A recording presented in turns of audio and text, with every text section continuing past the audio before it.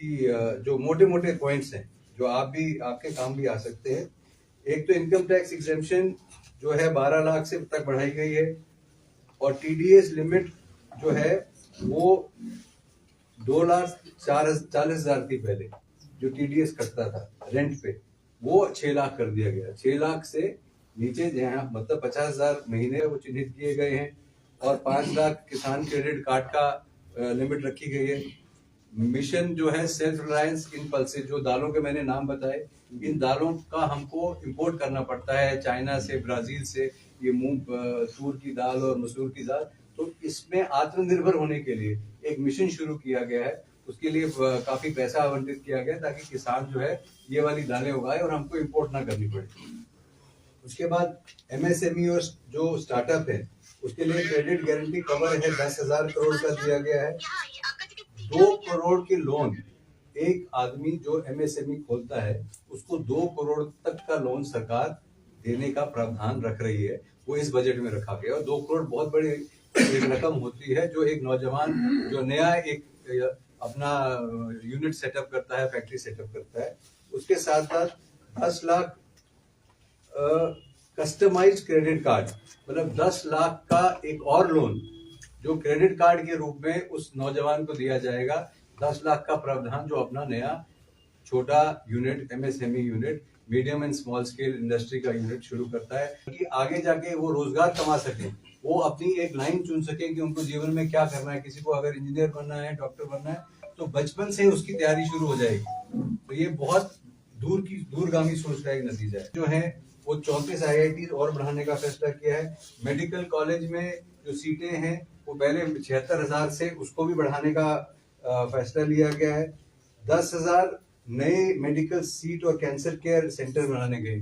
10 जैसे cancer care centre जो हैं, जिन पेशेंट्स को कैंसर है उनके लिए हर अस्पताल में अलग से एक कैंसर केयर सेंटर होगा, जो सिर्फ कैंसर के पेशेंट्स के लिए होगा। वो हर सरकारी अस्पताल में बनाने का प्रावधान रखा गया है।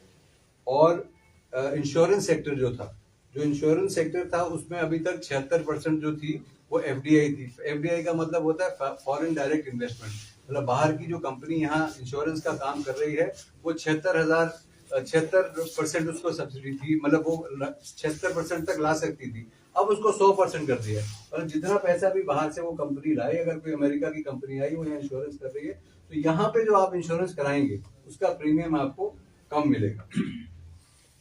तो ये सारे जो इकदाम उठाए गए हैं, ये सारे जो कदम उठाए गए हैं, ये आम जनता को ध्यान में रख के और सबका साथ सबका विकास, वो जो मोदी जी का नारा है उसको जहन में रख के उठाया गया, और किसी भी वर्ग को वंचित नहीं रखा गया।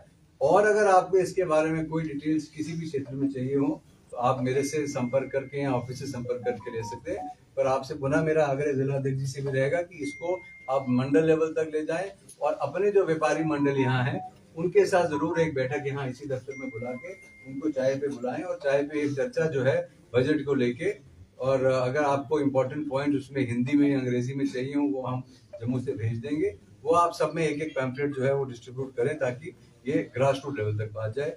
आप सब यहाँ आए अपना समय निकाल के, आपका बहुत बहुत धन्यवाद। जय हिंद, जय भारत। भारत माता की जय, भारत माता की जय। दोनों हाथ ऊपर करके भारत माता की जय। वंदे मातरम, वंदे मातरम, वंदे मातरम। ਅੱਜ ਦੇ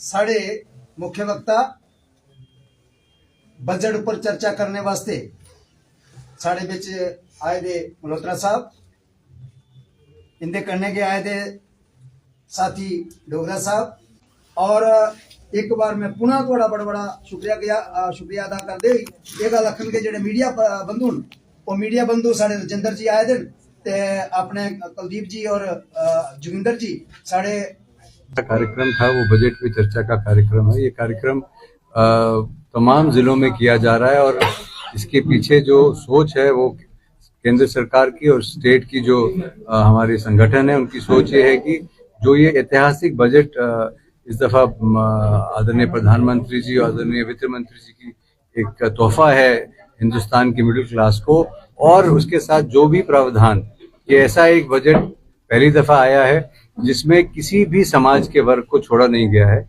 और हर जो समाज का वर्ग है, चाहे महिलाएं हैं, युवा हैं, खिलाड़ी हैं, बुजुर्ग हैं, बिजनेसमैन हैं, छोटे बिजनेसमैन हैं, सबको ध्यान में रख के ये बजट बनाया गया है। और जो ऐतिहासिक फैसले लिए गए हैं, इस तरह से 12 लाख तक की टैक्स एग्जेम्पशन का फैसला लिया गया है, जो 6 लाख से नीचे टीडीएस के में छूट का फैसला लिया गया है, उसके बाद कृषि में जो फैसले लिए गए, कृषि क्रेडिट कार्ड की लिमिट 3 से 5 लाख लाई गई है, अटल टिंकरिंग लैब्स जो देश भर में बनाई जा रही हैं बच्चों को तैयार करने के लिए, भविष्य के लिए, तो उस पर चर्चा करना और हमारे जो कैडर है वो उसको मंडल लेवल तक और नीचे तक लेके जाए और उस पर चर्चा हो, उसी का एक कड़ी आज का ये कार्यक्रम और ये प्रेस वार्ता जो हम आपके साथ कर रही है। और जहां तक आपने सवाल किया जम्मू कश्मीर स्टेट की बजट का, तो जम्मू कश्मीर में भारतीय जनता पार्टी की सरकार तो है नहीं, ये नेशनल कॉन्फ्रेंस की और कांग्रेस की मिलीजुली सरकार है। और ये उन्होंने जो अपने मैनिफेस्टो में वादे किए थे, चाहे वो 200 यूनिट फ्री बिजली का वादा हो, चाहे वो पेंशन बढ़ाने का वादा हो, चाहे वो और तमाम तरह के वादे जो है, वो मैनिफेस्टो आज भी लोगों के जहन में है और लोग इंतजार कर रहे हैं कि जब बजट ये सरकार पेश करेगी, उमर अब्दुल्ला साहब की सरकार, तो क्या उन वादों पे खरी उतरती है कि नहीं उतरती है। और भारतीय जनता पार्टी एक ऑपोजिशन, मजबूत ऑपोजिशन पार्टी होने के नाते सड़कों पे आएगी अगर वो वादे जो हैं उन वादा खिलाफी की गई और इस बजट में प्रावधान नहीं रखे गए। कहीं ना कहीं आज हम देखते हैं कि आप किसी भी नेशनल कॉन्फ्रेंस के लीडर से बात करें या उमर साहब के बयान सुने तो बार बार ये आता है कि ये तो यूटी है, अब यूटी में हमारे पास ताकतें नहीं है। तो आपको याद होगा कि पहले तो उमर साहब ने मना कर दिया था मैं यूटी में चुनाव ही नहीं लड़ूंगा। अब जब चुनाव लड़ा, कैंपेन करी, चीफ मिनिस्टर की ओथ ली, तो उनको पता था ये यूटी है, उनको पता था कि यहाँ मेरे पास कितने इख्तियारात हैं और कितने नहीं है। तो ये उस समय सोचना चाहिए था, चुनाव लड़ने से पहले, सरकार बनाने से पहले। आज जब जनता सवाल करती है उन मुद्दों के लिए भी, सड़क, बिजली, पानी के मुद्दों के लिए भी, जो तो केंद्र सरकार के पास नहीं है, केंद्र सरकार के पास आज होम है और उसके अलावा तो बाकी सारे डिपार्टमेंट्स तो बीजेपी नेशनल कॉन्फ्रेंस के पास है, तो उसके लिए एक ही जवाब आता है कि अभी स्टेटहुड रिस्टोर कब होगी। अरे 70 साल से स्टेट तो आपके पास थी, स्टेटहुड ही तो था, तो तब हो क्या रहा था यहाँ? मिलिटेंसी बढ़ रही थी, एक मिलिटेंसी का इकोसिस्टम था, तब तो ये जम्मू कश्मीर के लोग इस चैनो अमन में नहीं रह रहे थे। तो अगर आज आप स्टेटहुड की मांग करते हैं, स्टेटहुड तो प्रधानमंत्री जी की एक वादा है इस सदन के पटल पे, होम मिनिस्टर साहब का, वो आएगा। पर अभी आपको सरकार ने चुना, लोगों ने चुना है, सरकार बनाई है काम करने के लिए। आप लोगों की सड़कें, बिजली, पानी, डेवलपमेंट का काम कीजिए, वो अपेक्षित है यहाँ से। तो ये एक बहाना बनाना बार बार नेशनल कॉन्फ्रेंस द्वारा और कि भाई हमारे पास ताकत नहीं है, मुझे लगता है लोग इतने बेवकूफ नहीं है, लोग समझते हैं और लोग उसका जवाब उनको देंगे। लेकिन किसान खाद भी लेते हैं। ये सवाल आपका बनता है सुरेंद्र चौधरी जी से, जो यहाँ मुख्यमंत्री है, उप मुख्यमंत्री है, सरकार उनकी है, ये फैसले उन्होंने लिए, केंद्र सरकार ने ये फैसले नहीं लिए।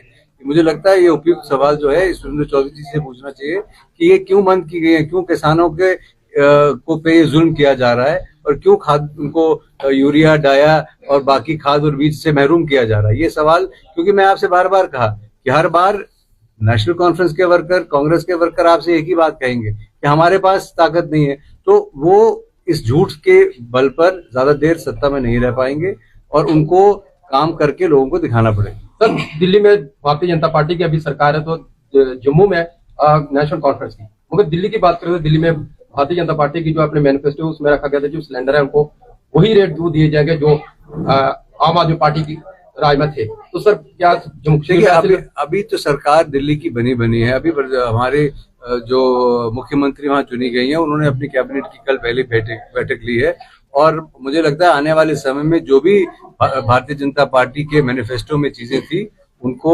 लागू किया जाएगा। सर मैं जम्मू कश्मीर की बात करूं, क्योंकि ऐसे उसी जम्मू कश्मीर में लागू तब होगी जब जम्मू कश्मीर के लोग भारतीय जनता पार्टी की चुनी हुई सरकार यहाँ बनाएंगे। हमने तो चुनावों में भी कहा था कि एक तरफा वोट दीजिए, भारतीय जनता पार्टी की सरकार, डबल इंजन की सरकार, केंद्र में भारतीय जनता पार्टी की सरकार, तो यहाँ आपको डेवलपमेंट देखने को मिलती और वो सारे वादे जो है वो यहाँ इम्प्लीमेंट किए जाते। पर आपने एक दुर्भाग्य से एक ऐसी सरकार चुनी गई है जो सिवाय अपने आप को बेचारा साबित करने के, और भी हमेशा चुनावों के लिए तैयार रहती है, चाहे वो किसी भी लेवल के चुनाव हो, छोटा चुनाव हो, बड़ा चुनाव हो, हम बिल्कुल तैयार हैं। इसीलिए हम अपने साथियों को यहाँ आज ये बजट पे चर्चा करके उनको ये बताना के लिए आए हैं कि आप अवगत कराइए आम जनमानस को कि इस बजट ने कितनी बड़ी राहत है जो आम आदमी को दी है। सब सुंदरबनी में आज आपने बजट पर चर्चा की, मगर आज सुंदरबनी के अंदर जितने भी जो यहाँ पर आए हुए बैठे हुए हैं जितने भी लोग हैं, इनको किस तरह की बातें बताएगी जाए? जो बजट जो है आपने पेश किया, कौन कौन से बजट है, क्या क्या उसमें प्रावधान रहेंगे, क्या तमाम जो बजट पे चर्चा डिटेल में जो प्रावधान है, चाहे मैंने आपसे पहले शुरू में ही कहा,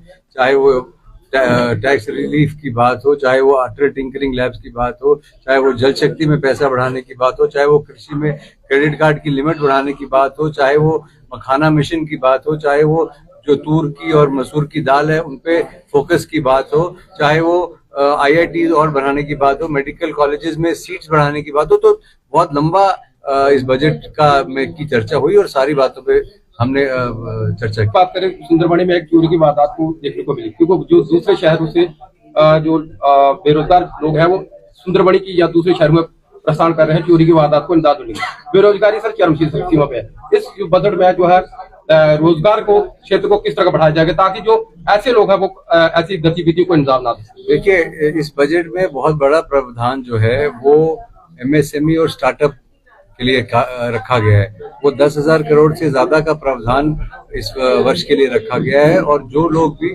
और उसके साथ साथ 10 लाख का एक क्रेडिट कार्ड जो है वो भी स्टार्टअप के लिए रखा गया है कि हम ये समझते हैं कि हर नौजवान को सरकारी नौकरी मिलना मुमकिन नहीं होता, और उनको जो पढ़े लिखे नौजवान हैं जब उनके पास ट्रेनिंग होगी, उनके पास फोकस होगा, वो अपने काम धंधा शुरू कर सकेंगे। उसका यहाँ बहुत स्कोप है। जो टूरिज्म से रिलेटेड यहाँ पे, जैसे अब आप देख रहे हैं कि यहाँ हालात ठीक होने के बाद कश्मीर में, लद्दाख में, जम्मू में टूरिज्म बढ़ रहा है, तो एक टूरिज्म के डिपार्टमेंट में भी एक प्रावधान जो है उसके लिए सॉफ्ट लोन जो है घर वालों को दिए जाने का प्रावधान है, जिसमें 10 लाख तक का उनको लोन मिलेगा, जिससे वो एडिशनल कमरे और बाथरूम अपने घर में बनाए, और टूरिस्ट को होम स्टे की फैसिलिटी जो दी जाए, इससे भी मुझे लगता है बेरोजगारी में बहुत फर्क पड़ेगा। सर 10 लाख की बात की आपने, तो 10 लाख का लोन लेने के लिए जो भी लोग जाते हैं तो बैंक वाले साफ मना कर देते हैं कि बैंक आप पहले गारंटर लाइए। सर अभी तक ऐसे जो है बहुत से लोगों की शिकायतें हमारे पास पहुंची है, तो क्या कहेंगे? मुझे लगता है कि जिन लोगों को ऐसी, जो लोग रिजर्व करते हैं या उस कैटेगरी में फॉल करते हैं, अगर उनको कोई दिक्कत आती है तो हमारे जिला अध्यक्ष यहाँ पे हैं, यहाँ हमारे चुने हुए DDC मेंबर हैं राजेंद्र शर्मा जी, तो वो इनके पास वो आए और वो ये जरूर उनको लेके DC साहब के पास या बाकी लोगों के पास जाएंगे। मुझे लगता नहीं कि कोई भी बैंक जो है आज की डेट में किसी डिजर्विंग आदमी को मना कर सकता है। हाँ, कुछ लोन जो है जिनमें गारंटीज की जरूरत नहीं है, उस पर गारंटी मांगने का तो सवाल ही नहीं है। सर इलेक्शनों से पहले हर एक पार्टी जो है ये अपने मैनिफेस्टो में रखती है। जहाँ पर सुंदरबनी की बात करें तो युवा, बहुत से जो युवा है बेरोजगार, पढ़े लिखे युवा जो अभी तक नक्शे की तरफ बढ़ रहे हैं, जहाँ इंडस्ट्री लगाने की बात करते हैं, बहुत सी रोजगार खोलने की बात करें, मगर सुंदरबनी की बात करें तो आज भी हालात वैसे की वैसे। आप सारे सवाल मुझे करोगे या जो आपने डिप्टी CM साहब बनाए उनको पूछोगे? वो तो घूम रहे हैं, 10-10 गाड़ियों में घूम रहे हैं, सुबह से शाम तक पता ही नहीं चलता उनका कहाँ जा रहे हैं। पर उनको अपोजिशन बैठे हैं, आप तो उनको हम तो पूछ रहे हैं, पर आज ये दायित्व है चुनी हुई नेशनल कॉन्फ्रेंस सरकार का, ये आपके सारे सवालों के जवाब दे, क्योंकि मैनिफेस्टो में उन्होंने लिखा था कि हम नौकरियां बढ़ाएंगे। आज वो कह रहे हैं मैं नौकरी हर एक को, उमर साहब ने कह दिया मैं तो नौकरी दे नहीं सकता हूँ, सबको सरकारी नौकरी नहीं दे सकता हूँ। मैनिफेस्टो में तो उन्होंने कहा था कि मैं युवाओं के लिए सरकारी नौकरी की मैं बढ़ावा करूंगा। आज वो कहते हैं मैं बिजली कहाँ से दूं, मेरे पास पैसा नहीं है। तो फ्री बिजली जो वादे किए थे, ये सवाल आपके बनते हैं उन लोगों से जो आज सरकार। मल्होत्रा साहब जहाँ पर जो पहुंचे थे और जहाँ पर जो बजट पर जो शुरू चर्चा हुई थी, तो ऐसे में जहाँ पे जो लोग हैं जहाँ पर बात जरूर करना चाहेंगे, तो ऐसे में बजट पर चर्चा हुआ। ऐसे में आप देख सकते हैं सुंदरबनी DD ऑफिस की बात करें, जहाँ पर कि इस बजट में क्या कुछ रिलीफ दिया जाएगा, जाने वाला वक्त बताएगा। मगर जहाँ पर बात करेंगे सुंदरबनी की, तो ये बजट, जिस बजट की बात करें तो बजट क्या जो गरीब लोग हैं उनके लिए क्या कितने फायदे होने वाले, जहाँ ये बजट जो सिर्फ जो है पैसे वाले हैं उनके लिए रहेगा, ये तो आने वाला वक्त बताएगा। मगर सुंदरबनी की बात करें तो जहां तमाम जो है बजट की जितनी भी बातें हैं वो बताएगी। मगर आप जनता अपने कुछ सुझाव जरूर रखें कि जो बजट पर जहां पर जो चर्चा हुई वो जहां पर जो मल्होत्रा साहब ने बताया, इसको आप किस तरह देखते हैं? आप अपने राय जो है कमेंट बॉक्स में जरूर रखिए। वीडियो को साथ के साथ शेयर जरूर कीजिएगा। और ये 2025 का जो बजट जो पेश होने वाला, इस पर आप किस तरह की राय रखते हैं? आप अपनी राय जो जरूर रखें। वीडियो को साथ के शेयर कीजिए। प्राइम न्यूज़ टीवी इंडिया को फॉलो शेयर जरूर कीजिए, और YouTube चैनल को हमारे उसको भी शेयर कीजिए, लाइक कीजिए, और वहां पर भी आप जाकर prime news TV India channel को सब्सक्राइब करें और वहां पर हमारी अपडेट जरूर मिलेगी। और खासकर जिन जो एंड्रॉयड टीवी है वहां पर हमारे चैनल को प्राइम न्यूज टीवी इंडिया के नाम से आप सर्च करेंगे, वहां पर हमारा चैनल मिलेगा और वहां पर भी नई अपडेट जरूर मिलेगी। वीडियो को साथ में शेयर जरूर कीजिए। नई अपडेट के लिए प्राइम न्यूज टीवी इंडिया के साथ बने रहें। धन्यवाद।